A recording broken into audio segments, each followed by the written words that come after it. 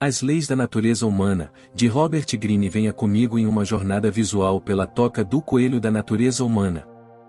Se você é um aprendiz visual ou simplesmente não tem 30 horas livres agora para ler este livro, então você veio ao vídeo certo. Veremos coisas como qual tipo de projeção de gênero você é, ZTGs, agressão, cultos e muito mais. Aproveitei muito a leitura deste livro e, ao final deste resumo, espero que ele inspire você a pegar uma cópia do livro para si mesmo, para que possa se aprofundar ainda mais e dominar essas leis. Vamos começar. Essas forças primitivas, há 18 delas. Eu chamo essas forças primitivas de natureza humana e, portanto, elas realmente governam o seu comportamento e elas governam o comportamento de outras pessoas. Você não sabe quem você é, você anda pelo seu mundo e fica meio sonâmbulo. Você assume que tem uma identidade, uma opinião, uma imagem de si mesmo que na verdade é um tanto falsa. Há algo mais acontecendo dentro de você. Lei 10. A lei da inveja. Cuidado com o ego frágil. Toda vez que um amigo consegue, eu morro um pouco. O Gore Vidal. A inveja é a mais complicada e evasiva de todas as emoções humanas. Para decodificar a inveja, você deve se tornar um mestre da natureza humana. Você precisa ser capaz de distinguir a inveja passiva da inveja ativa antes de compreender suas nuances. Todos nós sofremos de inveja de vez em quando, pois observamos inconscientemente as pessoas ao nosso redor e sentimos que elas podem ter mais na vida do que nós. A necessidade de comparar pode motivar alguns de nós a nos destacarmos. Sinais de inveja. É difícil detectar sinais sutis de inveja, mas se você prestar atenção, poderá detectá-los. Microexpressões são os olhos os mais associados à inveja. Muitas vezes a primeira impressão é a mais precisa, por isso você deve prestar mais atenção a ela. O invejoso olhará momentaneamente para você com desdém e hostilidade. Às vezes, o olhar só é perceptível por acidente, mas se você notar esses olhares em seu primeiro encontro com alguém, e eles acontecerem mais de uma vez, fique atento para uma pessoa perigosa e invejosa espreitando em sua vida. O método Schopenhauer para provocar inveja. Conte aos suspeitos de inveja algumas boas notícias sobre você e uma promoção, um novo e excitante interesse amoroso. Você notará uma rápida expressão de decepção. O tom de voz deles ao parabenizar você revelará alguma tensão e tensão. Da mesma forma, conte-lhes algum infortúnio seu e observe a microexpressão incontrolável de alegria em sua dor, o que é comumente conhecido como schadenfreude. Elogios venenosos. Cuidado com as pessoas que fazem elogios confusos e paradoxais, elas encontrarão maneiras de elogiá-lo, mas misture os elogios com sarcasmo e comentários improvisados que têm como objetivo fazer você se sentir desconfortável e fazer você duvidar de suas habilidades. A fofoca caluniosa geralmente serve como disfarce para a inveja, um meio de desabafar a frustração por meio do compartilhamento de boatos e histórias maliciosas. Se acontecer de você ouvir falar de uma história negativa espalhada sobre você, isso deve ter impacto suficiente para aumentar sua conscientização. Um sinal de inveja ativa pode ser o fato de seu amigo sentir necessidade de desabafar sua hostilidade subjacente a terceiros, em vez de guardá-la para si. Empurre e puxe. Se as pessoas têm inveja de você, as pessoas mais próximas, que conhecem todos os seus segredos e fraquezas, geralmente estão na melhor posição para agir de acordo com essa inveja. Os invejosos costumam usar a amizade e a intimidade como a melhor maneira de ferir as pessoas que invejam. Tipos de invejosos. Aqui estão 5 variedades comuns de pessoas invejosas, como elas se disfarçam e como atacam. O nivelador. Os niveladores estão sempre à procura de injustiças e injustiças neste mundo.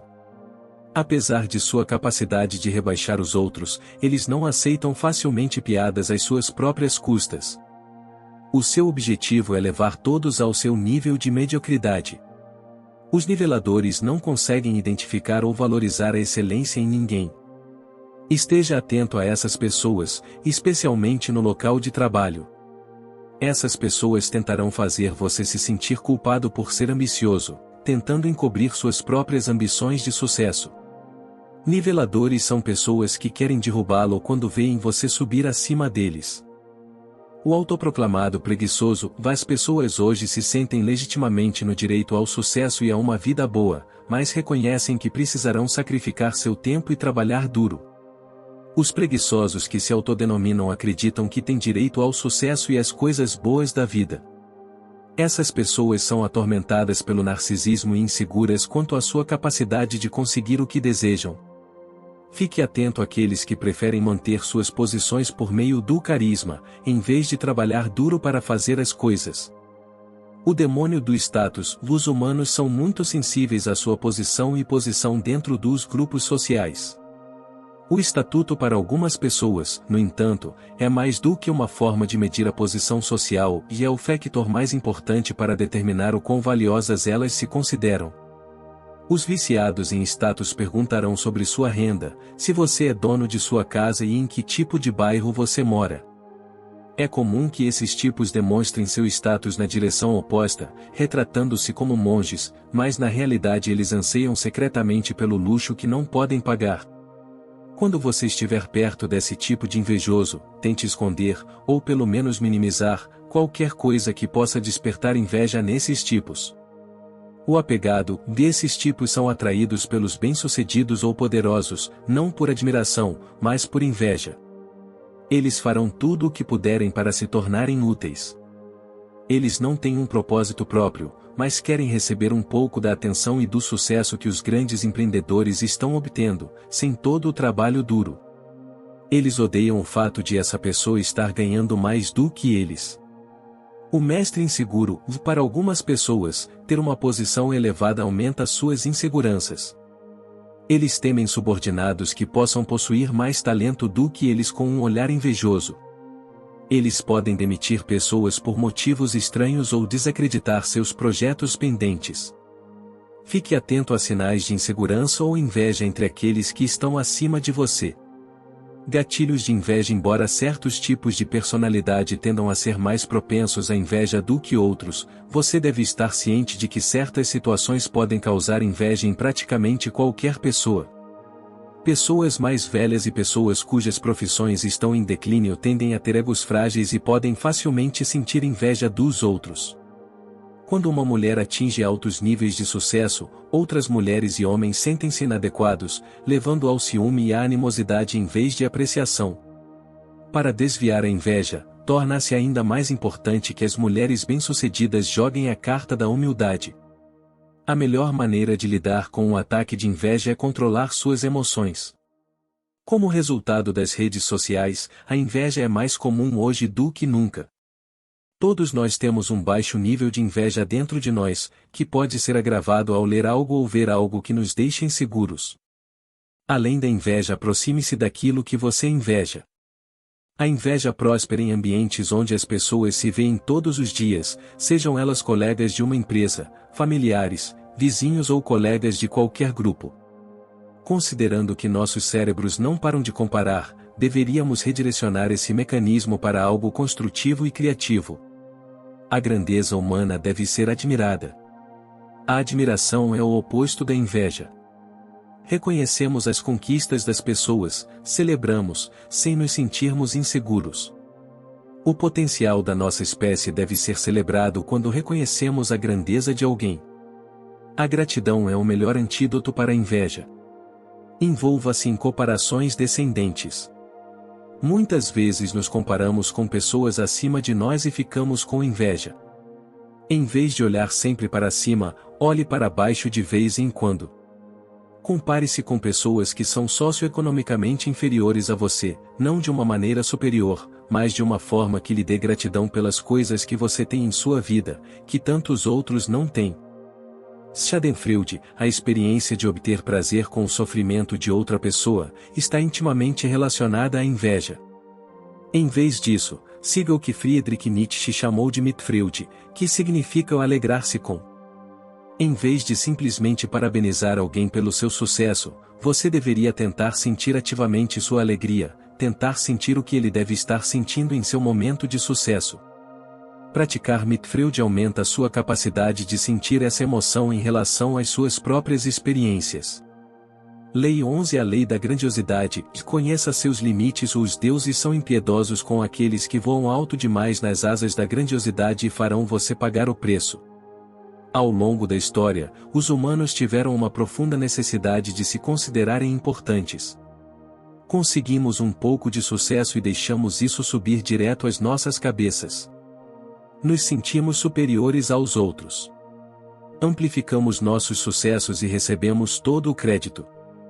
Minimizamos qualquer papel que a sorte ou as contribuições de outros possam ter desempenhado no nosso sucesso. Assim que a percepção de nossa grandeza e brilho difere muito da realidade, nos tornamos grandiosos. Procure sinais de grandiosidade excessiva nos outros e em você mesmo. A grandiosidade tornou-se exponencialmente mais proeminente hoje em dia como resultado dos seguintes fatores: o número de pessoas que receberam atenção especial quando crianças é maior agora do que nunca. Um número crescente de pessoas demonstra pouco ou nenhum respeito pelas autoridades ou pelos especialistas em geral. A mídia social está amplificando a grandiosidade. Permitimos que a atenção dos outros infle os nossos egos. E as redes sociais dão-nos uma capacidade quase ilimitada de expandir a nossa presença e de criar a ilusão de que podemos atrair milhares ou mesmo milhões de seguidores adoradores para nós. Mais do que tudo, são as redes sociais que espalham o vírus da grandiosidade. O líder grandioso é possível que pessoas com altos níveis de grandiosidade alcancem posições de poder se também possuírem algum talento e energia assertiva. O líder grandioso distorce a realidade para se adequar à sua grandeza percebida. Aqui estão 6 ilusões comuns que líderes grandiosos gostam de criar. A grandeza é o meu destino ou é comum que líderes grandiosos se apresentem como destinados à grandeza. As histórias que contam sobre a sua infância e juventude demonstram a sua singularidade, como se o destino os tivesse escolhido.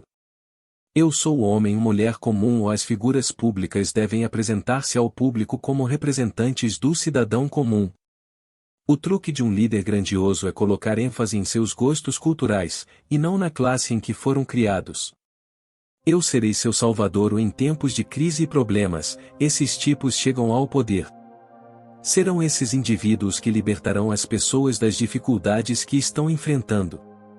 Eles precisam fazer promessas grandes, porém vagas, para fazer isso.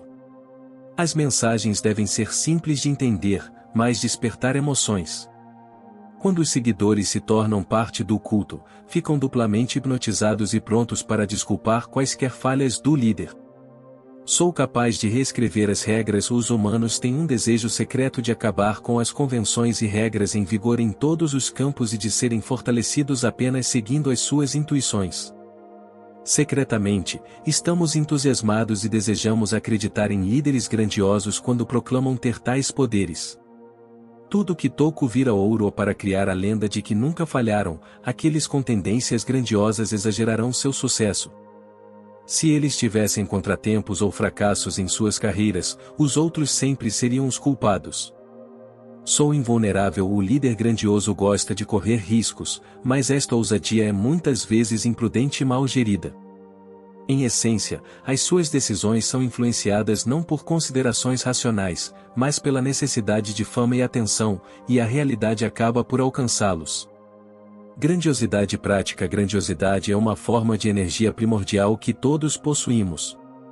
Aqui estão 5 princípios básicos que são essenciais para atingir o alto nível de realização.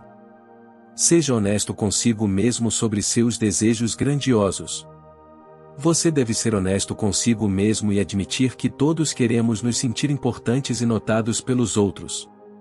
Só então você poderá canalizar sua energia para algo útil e produtivo. Concentre sua energia. Evite pensar descontroladamente e passar de uma ideia para outra. Não tente resolver muitos problemas de uma vez e divida seus objetivos em etapas menores. Seus objetivos devem ser alcançáveis em questão de meses, não de anos. Mantenha contato com a realidade. Deixe sua imaginação correr solta, mas não espere que suas ideias sejam perfeitas. Você será capaz de criar algo prático, poderoso e realista ouvindo críticas e mantendo um diálogo contínuo entre sua imaginação e a realidade. Feedback. Certifique-se de se desafiar de acordo com suas habilidades. Procure continuamente desafios um pouco acima do seu nível de habilidade atual. Tentar projetos abaixo ou no seu nível de habilidade deixará você entediado facilmente e perderá o foco. Não retenha sua energia grandiosa. Pense na sua energia como a de um animal selvagem que precisa vagar livremente de vez em quando ou ficará louco de inquietação. Tente aprender uma nova habilidade em um campo diferente ou comece um negócio que antes considerava inatingível ou uma distração. Lei 12, a lei da rigidez de gênero, e reconecte-se com o masculino ou feminino dentro de você ou não tenha medo de trazer à tona os lados mais sensíveis ou ambiciosos do seu caráter. Essas partes reprimidas, masculinidade e feminilidade, de você anseiam por serem liberadas. Todos nós temos uma mistura de qualidades masculinas e femininas que se devem à nossa genética e também à influência do pai do sexo oposto. Mas, para desempenharmos o papel de gênero que se espera de nós, tendemos a reprimir algumas destas qualidades e perdemos dimensões importantes do nosso caráter. Você precisa olhar para dentro de si mesmo e descobrir os traços femininos ou masculinos que estão reprimidos e subdesenvolvidos. O psicólogo Carl Jung identifica essas diferentes dimensões do nosso caráter como a anima, e que é a parte feminina inconsciente de um homem, e o animus, e a parte masculina inconsciente de uma mulher. Quando nos apaixonamos, tornamo-nos vítimas de emoções que não podemos controlar. Tomamos decisões sobre parceiros que não podemos explicar racionalmente. Nossas más escolhas de parceiros são frequentemente repetidas como se fossemos guiados por algum demônio profundo dentro de nós.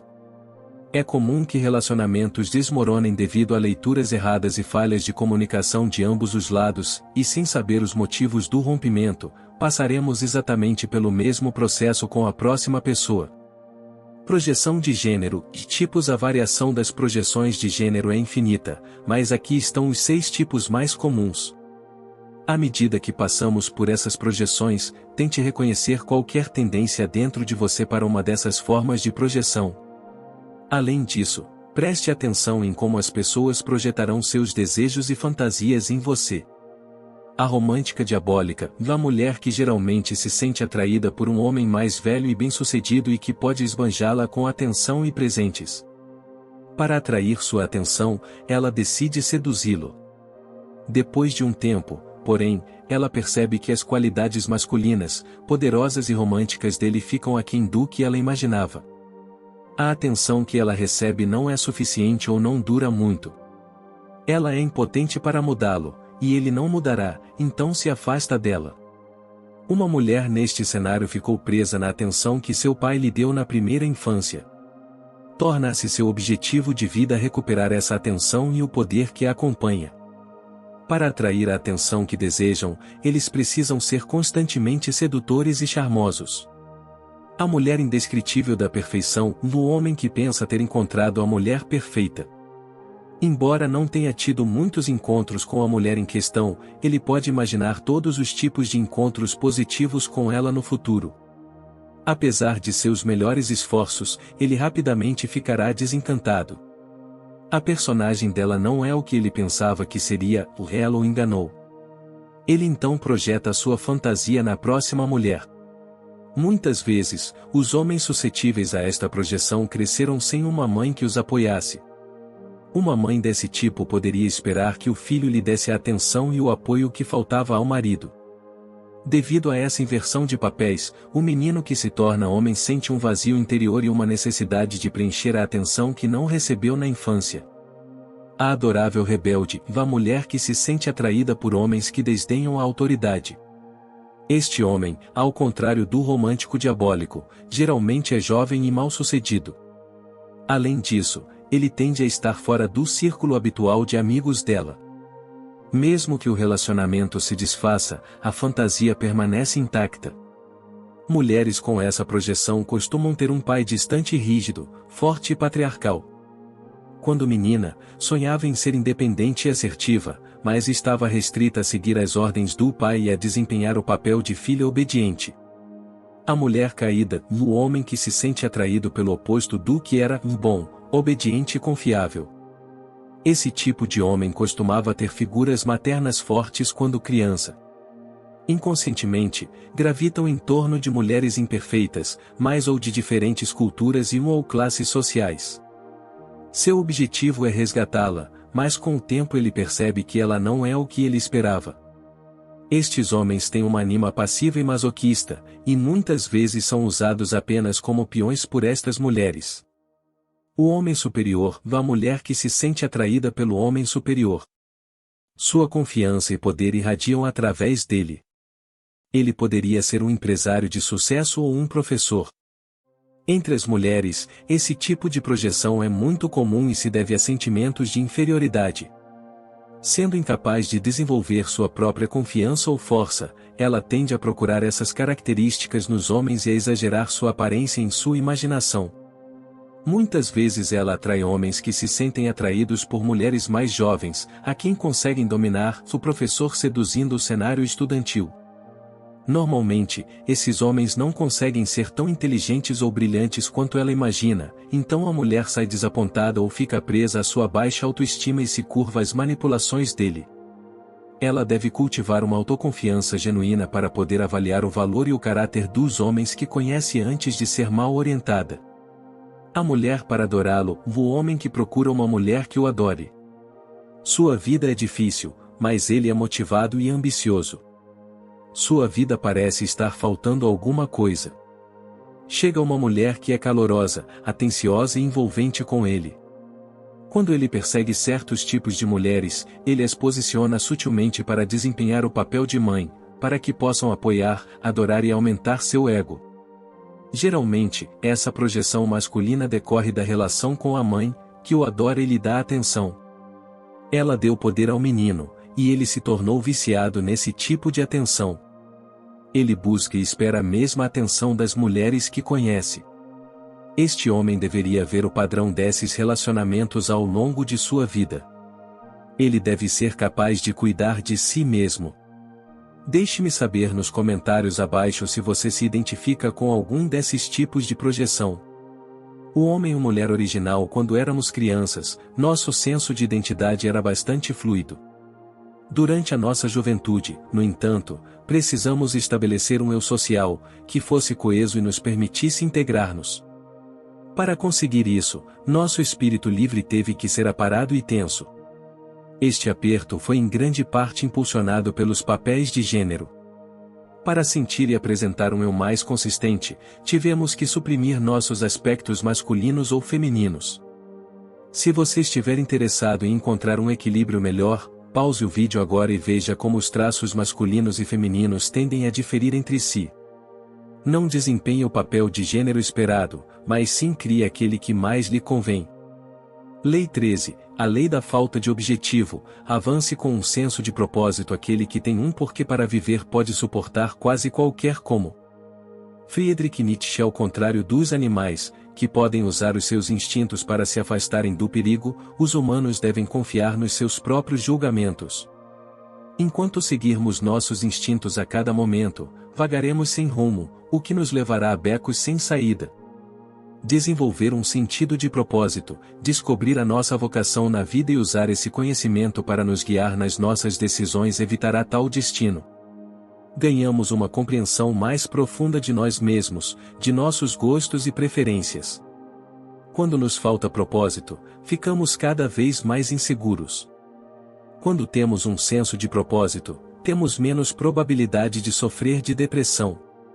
É melhor evitar contratar ou trabalhar com pessoas motivadas por um propósito falso, pois a energia improdutiva delas tenderá a arrastá-lo para baixo. Se você se cercar de pessoas que têm um propósito forte, elas o puxarão para cima. Operar com um elevado sentido de propósito é um multiplicador de força. Os muitos lados do seu caráter são canalizados para esse propósito, dando-lhe uma energia mais sustentada. Estratégias para desenvolver um alto senso de propósito. Ao desenvolver um senso de propósito, você encontrará muitos desafios. Outros podem distraí-lo de encontrar sua verdadeira direção, incutindo dúvidas em seu coração. Você pode superar esses obstáculos usando as 5 estratégias a seguir. Descubra sua vocação na vida. Frequentemente, os primeiros sinais de sua verdadeira vocação podem ser localizados nos primeiros anos de sua vida. Considere momentos de sua vida em que você se sentiu natural e à vontade para realizar determinadas tarefas ou atividades, como se estivesse correndo com o vento nas costas. Quando você persegue seu propósito, algumas pessoas irão criticá-lo, algumas podem ser úteis, mas outras podem vir apenas de inveja. Considere as opiniões e julgamentos negativos sobre você como motivação e combustível para seu propósito. Associar-se com pessoas que têm um forte senso de propósito permitirá que você absorva a sua energia proposital. Crie uma escada de metas descendentes. Se você definir metas de longo prazo, obterá clareza e determinação incríveis. No entanto, se você observar todas as etapas necessárias para alcançá-los a partir de sua posição atual, é provável que gerem ansiedade. Se quiser controlar essa ansiedade, você deve ter uma escada de metas menores que se estende do presente até o futuro. Por fim, dedique tempo ininterrupto ao seu trabalho. Encontre estados de fluxo. Concentre-se no trabalho e não no reconhecimento ou recompensa. A atração dos falsos propósitos. Todos temos consciência de quão insignificantes somos num universo com bilhões de outros. Para nos sentirmos conectados a algo maior que nós mesmos, precisamos nos sentir maiores que nós mesmos. No entanto, tal como a natureza humana é, muitas pessoas procuram significado e um sentido de transcendência nos termos mais baratos e fáceis possíveis. Ao longo da história, sem um propósito verdadeiro, os humanos foram atraídos por 5 tipos comuns de propósitos falsos. A busca do prazer. Muitas vezes pensamos no trabalho apenas como uma necessidade chata da vida. Em última análise, somos motivados por evitar a dor e encontrar o máximo de prazer possível fora do trabalho. Nossa busca pelo prazer assume muitas formas diferentes, como atividades sexuais, estimulantes recreativos e entretenimento. Ao operarmos com um sentido de propósito, compreendemos a importância de impor limites a nós mesmos, em vez de estimular excessivamente os sentidos. Causas e cultos. Como seres humanos, temos um desejo profundo de acreditar em alguma coisa e, na falta de crenças unificadoras, os cultos preenchem esse vazio. Grupos cujos discípulos são vagos em seus objetivos devem ser vistos com cautela, pois é mais do que provável que o grupo esteja apenas prestes a liberar emoções. Dinheiro e sucesso. A busca de dinheiro e status de uma pessoa muitas vezes a motiva e concentra. Apesar disso, muito do dinheiro e do sucesso mais ricos fluirão naturalmente para você se você se concentrar em seus objetivos e mantiver um elevado senso de propósito. Atenção. Como forma de se sentirem mais importantes, as pessoas sempre desejaram fama e atenção. Este falso sentido de propósito, no entanto, foi bastante democratizado com a ajuda das redes sociais. Cultivando um forte sentido de propósito e criando projetos que sejam naturalmente apelativos, teremos muito mais hipóteses de atrair a atenção. Cinismo. O homem prefere ter o vazio como propósito do que ser vazio de propósito. Friedrich Nietzsche. O cinismo, a convicção de que a existência não tem sentido, tem o efeito de levar ao vazio como propósito. Contribuem para esse tipo de propósito falso, que está crescendo em popularidade hoje em dia. Lei 14 e a lei da conformidade. E resista à tendência descendente do grupo. Ou quando as pessoas são livres para fazer o que bem entendem, elas geralmente imitam umas às outras. Eric Offer. A personalidade social é a pessoa diferente que nos tornamos quando operamos em grupos de pessoas, é um lado de nosso caráter do qual raramente temos consciência. Num grupo, imitamos inconscientemente o que os outros dizem e fazem. Não existe lado positivo ou negativo na força social, é simplesmente um aspecto da nossa natureza humana. O efeito individual. O desejo de nos enquadrarmos, para sentir que pertencemos ou nos enquadramos no grupo, tendemos a alterar a nossa aparência ou a adotar as suas ideias, crenças e valores. A necessidade de atuar. Tornamo-nos atores do grupo, orientando o que dizemos e fazemos para que os outros membros da equipe nos aceitem como membros leais da equipe. Contágio emocional. Vivenciamos o contágio das emoções através do grupo. O mapa do grupo obriga você a agir de maneiras que de outra forma não faria, se estivesse sozinho. Hipercerteza e no grupo, somos motivados a tomar decisões urgentes e apoiá-las. Isso nos dá uma sensação de certeza que nos torna mais abertos a correr riscos. Você nunca deve desistir de sua capacidade de duvidar, refletir ou considerar outras opções que sejam diferentes das do grupo. Quanto maior o grupo e mais estabelecida a cultura ao longo do tempo, maior a probabilidade de ele controlar você do que o contrário. Dinâmica de grupo. Você deve estudar as seguintes dinâmicas nos grupos aos quais pertence. Cultura de grupo. Os grupos carregam alguma dinâmica de cultura, desde países com tradições de longa data, até uma empresa ou mesmo um escritório. Um estado ideal será sempre o centro da cultura e do espírito do grupo. Regras e códigos de grupo. Os efeitos angustiantes da desordem e da anarquia são experimentados por todos os grupos. Portanto, regras padrão e como se comportar rapidamente surgem e são estabelecidas. Eles não estão escritos, mas são implícitos por todos os membros do grupo. O tribunal do grupo. Em qualquer colônia de chimpanzés, você observará um macho alfa e outros chimpanzés adaptando seu comportamento com ele, seguindo, imitando e tentando fortalecer seus laços com ele. Essencialmente, esta é uma versão pré-humana do tribunal, ou da dinâmica social. Apesar da diferença na aparência, o comportamento e as estratégias dos cortesãos continuam muito semelhantes. O grupo inimigo. Nos grupos aos quais você pertence, é quase certo que você encontrará algum tipo de inimigo ou vilão para combater, seja ele humano ou não. Facções de grupo. À medida que um grupo se torna suficientemente grande, os indivíduos começam a formar facções. Uma facção, se não for controlada, pode crescer tão poderosa que assume o controle dos líderes. Ao criar um ambiente entusiasmado e unificador no grupo, as facções tornam-se menos desejáveis, o que fortalece todo o grupo. A corte e os cortesãos. Em qualquer dinâmica de grupo haverá uma luta pelo poder.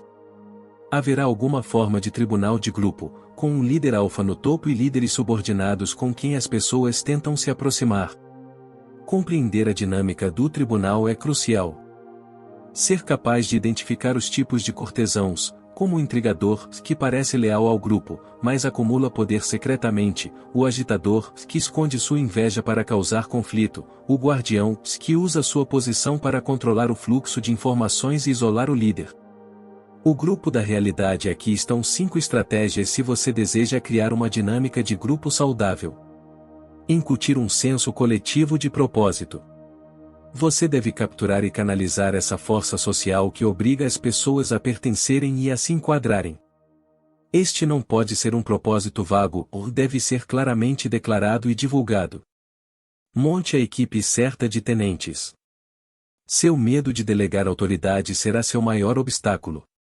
Desenvolver uma equipe de tenentes com as habilidades que lhe faltam deve ser a primeira coisa a fazer. Deixe as informações e ideias fluírem livremente. A comunicação é a força vital de qualquer grupo. Incentive a discussão aberta para construir a confiança dos membros. Contagie o grupo com emoções produtivas. Você deve irradiar um sentimento de determinação que permeie o grupo. Diante dos contratempos, é você quem continua avançando e resolvendo os problemas. Forme um grupo testado em batalha. Ao enfrentar uma crise, você quer descobrir o quão duro uma pessoa é por dentro. Teste as pessoas da sua equipe com algumas tarefas relativamente desafiadoras e prazos mais curtos do que o normal e veja como elas respondem sob pressão. Lei 15 e a lei da inconstância, e faça com que eles queiram segui-lo. Citação. Apesar de os estilos de liderança mudarem com o tempo, uma coisa permanece a mesma: as pessoas são sempre ambivalentes em relação aos que estão no poder. Assista às notícias para ver com que facilidade os líderes podem perder a confiança dos seus seguidores e como a sua reputação é moldada pelos seus últimos sucessos ou fracassos. Autoridade é a delicada arte de criar a aparência de poder, legitimidade e justiça, ao mesmo tempo que faz com que as pessoas se identifiquem consigo como um líder que está ao seu serviço. Estratégias para estabelecer autoridade. Ter autoridade significa que as pessoas o seguem de boa vontade. Eles ouviram seus conselhos e seguiram suas palavras. Nos seus esforços para superar a ambivalência e a resistência naturais das pessoas, vocês devem procurar continuamente formas de mobilizar a sua força de vontade. Essas estratégias visam conseguir exatamente isso. Coloque todos eles em uso. Autenticidade. Encontre seu estilo de autoridade. A autoridade que você cria deve fluir naturalmente de seu caráter e pontos fortes específicos. Pense em certos arquétipos de autoridade da nossa cultura, um dos arquétipos será mais adequado para você. O libertador e a pessoa que livra as pessoas do mal. Pense em Moisés ou Martin Luther King Jr. O fundador, eles estabelecem uma nova ordem nos negócios ou na política que diverge do status quo. O artista visionário, eles desafiam as normas. Pense em Picasso, o curador, aquele que pode unificar as pessoas. O professor e a pessoa que pode iniciar a ação e fazer com que as pessoas aprendam com seus erros. Concentre-se externamente, vá à atitude. Os humanos são egoístas por natureza, passando a maior parte do tempo concentrados em nossas emoções, em nossas lutas e em nossas fantasias. Concentre-se em como você pode servir aos outros. Torne-se um bom ouvinte e veja sua posição de liderança como uma responsabilidade e não um privilégio. A visão, cultive o terceiro olho. Indivíduos, presos no momento, são propensos a reagir exageradamente, entrar em pânico e ver apenas uma parte limitada da situação à sua frente. Desenvolva a sua visão de longo prazo e não se deixe envolver pelos dramas do dia a dia ou por eventos insignificantes. O tom, liderar desde a frente. Como líder, você deve mostrar a todos que trabalha tão duro, se não mais, do que eles. Definir o tom certo é essencial. Para obter sua aprovação, os membros vão querer subir ao seu nível. Agite emoções conflitantes e a aura. As pessoas tendem a ser muito previsíveis. Para se enquadrarem e se sentirem parte do grupo, eles adotam uma persona que consideram agradável e condizente com o grupo. Como líder, é importante estabelecer uma aura de mistério. Misturar sinais e exibir qualidades que parecem inconsistentes faz com que as pessoas pensem em você e parem antes de tentar categorizá-lo. Nunca pareça receber, sempre dê o ato de tirar algo de alguém que eles supunham possuir, seja tempo, direitos ou dinheiro, pode criar uma sensação de insegurança e colocará em dúvida sua autoridade e todas as suas realizações. Sempre seja visto dando e nunca recebendo do grupo. Rejuvenesça sua autoridade, vá adaptabilidade. As novas gerações inevitavelmente ficarão imunes ao seu charme e aura. Portanto, seu estilo de liderança precisa se adaptar aos humores e às épocas da época. Não deixe seu estilo de liderança permanecer preso. Lei 16, a lei da agressão. Veja a hostilidade por trás da fachada amigável. Os homens não são criaturas gentis e amigáveis que desejam amor, que simplesmente se defendem se forem atacados. Um desejo poderoso de agressão deve ser considerado como parte de sua dotação. Sigmund Freud. Superficialmente, as pessoas ao seu redor parecem educadas e civilizadas, mas por baixo da máscara todos nós temos um lado agressivo em nosso DNA. As pessoas agiram de forma violenta e agressiva no passado e no presente, mas não gostamos de pensar que somos alguém que pode agir da mesma maneira. A natureza humana é profundamente mal compreendida desta forma. Nossa espécie está preparada para a agressão e ela está latente em cada ser humano. A agressão pode ser usada para o bem. No entanto, também pode levar a comportamento antissocial e violência. Apesar de alguns indivíduos serem claramente mais agressivos do que outros, todos somos capazes de deslizar para o lado negativo da agressão. A agressão humana é um contínuo e todos nós existimos em algum lugar dele. A fonte da agressão humana é a agressão humana decorre de uma insegurança subjacente, em oposição a simplesmente um impulso para ferir ou tirar dos outros. Somente os humanos são capazes de compreender sua própria mortalidade.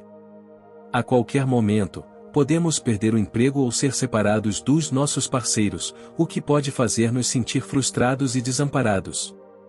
As pessoas que são cronicamente agressivas, por outro lado, são mais propensas a sentir o desamparo e a frustração que podemos sentir ocasionalmente. Esses indivíduos vivenciam insegurança e fragilidade crônicas e trabalham arduamente para esconder isso, dominando e controlando os outros. Se você está perto de um agressor crônico, deve compreender que esse comportamento decorre de uma insegurança subjacente, de uma ferida profunda, quase sempre desde a primeira infância. Temos também de perceber que os agressores veem os outros como objetos a controlar. 2 mitos para dissipar. O primeiro mito diz que os humanos viviam em harmonia com a natureza e entre si. Mas os antropólogos provaram, sem sombra de dúvida, que a guerra pré-civilização era tão assassina e brutal como qualquer coisa que estamos a viver hoje. Havia pouca paz entre nós. O segundo mito afirma que os seres humanos podem ter sido em geral violentos e agressivos no passado, mas evoluímos desde então para nos tornarmos mais compassivos, esclarecidos e liderados pelos nossos melhores anjos. Ainda assim, os sinais de agressão humana persistem como no passado. A guerra actual, o genocídio e a degradação do ambiente pintam um quadro diferente deste mito. Redirecione sua energia agressiva. Geralmente há 3 maneiras principais pelas quais a energia agressiva é gasta. Você pode canalizar essa energia para o seu trabalho, agressão controlada. Você pode canalizá-la para os outros através do seu comportamento, agressão passiva. Ela pode ser voltada para dentro na forma de autoaversão, que direciona nossa raiva e agressão para nossas próprias deficiências. Como você costuma lidar com essa energia? Observe como você responde à frustração e à incerteza como forma de se julgar. Você tem tendência a atacar, ficar com raiva e fazer coisas das quais se arrepende mais tarde? Ou você internaliza a raiva e fica deprimido? Agressão passiva e suas estratégias e como combatê-las. Nossa configuração padrão é evitar confrontos diretos e parecer sociável e educado. Porém, nem sempre é possível conseguir o que queremos sem fazer um esforço para nos afirmarmos. Isso é chamado de agressão passiva. Embora a agressão passiva às vezes seja necessária para não ser atropelada por outras pessoas, algumas pessoas têm um problema crônico de agressão passiva. Aqui estão algumas estratégias que os agressores passivos costumam usar. A estratégia da superioridade sutil, da pessoa que sempre chega atrasada, dando uma desculpa e um pedido de desculpas insincero. A estratégia de simpatia, e a pessoa que faz o papel de vítima, mas na realidade adora o drama, a dor e a atenção. A estratégia da dúvida insinuante, de alguém, talvez até um amigo, que faz um comentário improvisado que faz você questionar a si mesmo e suas habilidades. Você se saiu muito bem no projeto. Para alguém do seu nível, ele e ela estava me insultando sutilmente?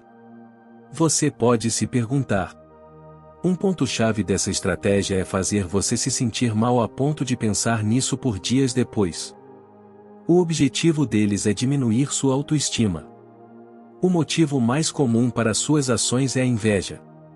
O melhor é mostrar que as insinuações deles não têm impacto sobre você. O objetivo deles é obter uma reação sua, e você não dará isso a eles. A estratégia do transferidor de culpa, e a pessoa que é confrontada e imediatamente começa a transferir a responsabilidade e a culpa de volta para a pessoa que está irritada. Eles ficam em silêncio quando você os confronta, com uma expressão magoada ou decepcionada, enquanto seu tom de voz transmite sutilmente uma sensação de descrença por terem feito algo errado. Isso faz com que você se sinta como se tivesse reagido de forma exagerada. Agora você se sente culpado. A intenção é encobrir qualquer comportamento desagradável, evitar críticas e fazer com que as pessoas evitem denunciar seus erros no futuro. Essa tática pode ser combatida se você permanecer objetivo e não ser afetado pela transferência de culpa. A estratégia passivo-tirano, da pessoa que é impossível de agradar. Normalmente, pessoas poderosas usam essa estratégia com seus subordinados, mas ela também pode ser aplicada por indivíduos em relacionamentos.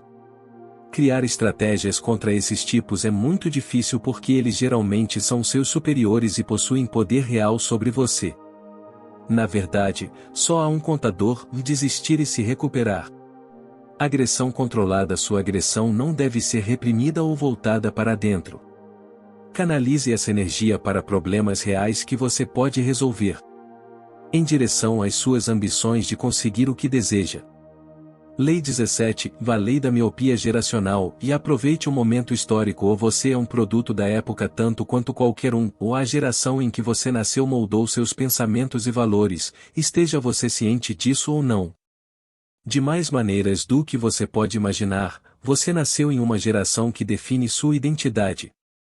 Há um forte desejo na sua geração de se separar da geração anterior e forjar uma nova direção para o mundo. Novos valores são formados, que são absorvidos pelo seu pensamento como indivíduo. Com a idade, as ideias e valores geracionais tendem a fechar-nos a outros pontos de vista, limitando o nosso pensamento. Para se libertar das restrições mentais impostas pela sua geração, você deve compreender o mais profundamente possível essa poderosa influência sobre quem você é.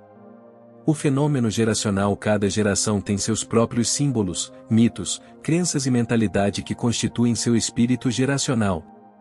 Uma pessoa nascida na década de 1890 seria diferente de alguém nascido na década de 1950, e uma pessoa nascida na década de 1950 teria um espírito geracional diferente de uma pessoa nascida na década de 1990, etc. Padrões geracionais. Cada geração herda crenças e ideias de seus pais, mas procura encontrar algo novo. O historiador do século XIV, Ibn Khaldun, acreditava que a história ocorre em ciclos ao longo de 4 gerações. A primeira geração, os revolucionários fazem uma ruptura radical para estabelecer novos valores. A segunda geração, procura estabelecer alguma ordem e disciplina após o caos revolucionário. A terceira geração visa construir uma vida confortável através de meios pragmáticos. A quarta geração são cínicas e perdidas numa sociedade que estagnou. Novos revolucionários estão agora preparados para inaugurar uma nova ordem e o ciclo recomeça. Você precisa mudar a maneira como olha para a sua própria geração. Você deve tentar compreender quão profundamente o espírito e a cultura da sua geração afetaram a maneira como você vê o mundo. Identifique as características da sua geração, para compreender o seu espírito no presente e explorá-lo.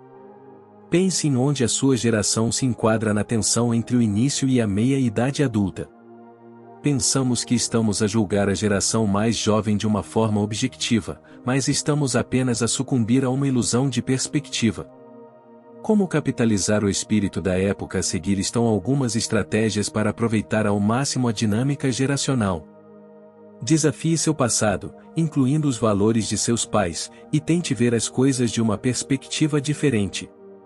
Enfrente os zeitgeist das gerações de uma maneira única, e não deixe que sua idade limite sua curiosidade. Você pode ser um maravilhado como uma criança quando adulto. Aumente suas interações com a geração mais jovem. Leia as obras das gerações anteriores. Influencie a geração mais jovem, principalmente seus filhos, para moldar o futuro. Lei 18. A lei da negação da morte. Medite sobre nossa mortalidade comum. Ou ao nos conectarmos à realidade da morte, nos conectamos mais profundamente à realidade e à plenitude da vida.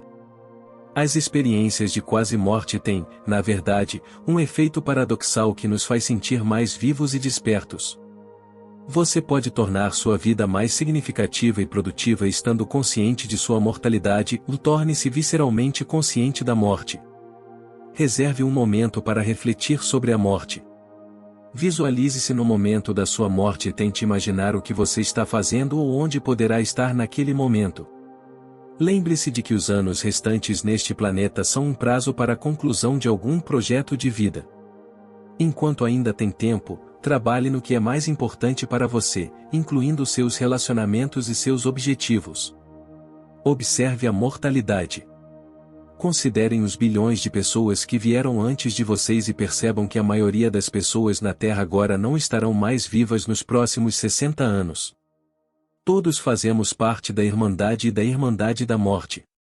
Abraçar a morte tornará mais fácil lidar com todas as outras dores e dificuldades da sua vida. A adversidade é uma oportunidade para crescer e nos iluminar. Reserve um tempo para contemplar o sublime. A infinidade de tempo e espaço faz com que nossas lutas diárias pareçam triviais. Diante da vastidão da natureza, nosso ego parece insignificante. Estar ciente de sua mortalidade irá libertá-lo de preocupações insignificantes, permitirá que você se concentre apenas no trabalho de sua vida e o ajudará a explorar todas as possibilidades ao máximo.